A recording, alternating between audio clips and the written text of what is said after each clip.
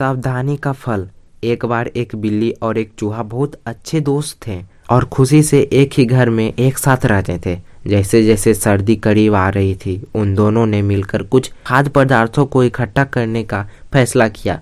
इसीलिए वे बाजार गए और पनीर से भरा एक बड़ा बर्तन खरीदा।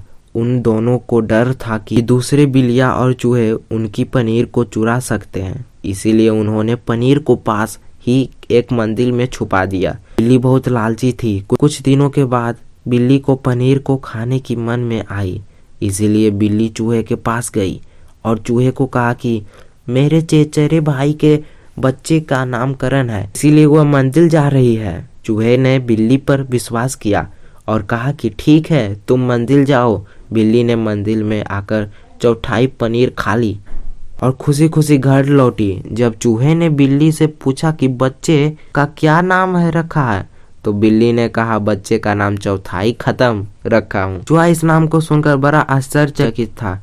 कुछ दिनों के बाद लालची बिल्ली फिर से कुछ पनीर खाना चाहती थी और उसने चूहे से कहा कि उसे एक और रिश्तेदार के बच्चे का नामकरण के लिए मंदिर जाना है। यह कहकर बिल्ली मंदिर चली गई।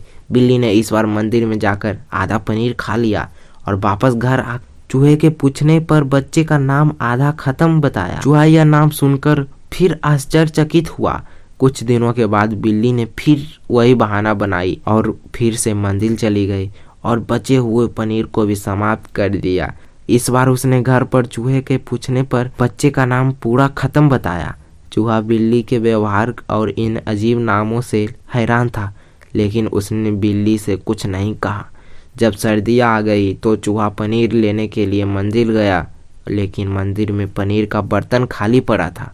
अब चूहा उन नामों का मतलब समझ चुका था। लालची बिल्ली द्वारा उसके साथ की गई धोखाधड़ी को भी समझ गया था। इस कहानी से हमें यही शिक्षा मिलती है कि हमेशा सावधान रहो और लापरवाही मत करो। तो फ्रेंड्स, आपको ये कहानी अच्छा लगा होगा तो मेरे चैनल को सब्सक्राइब कीजिए और वीडियो को लाइक कीजिए। तो मिलते हैं किसी नए वीडियो में किसी नए कहानी के साथ।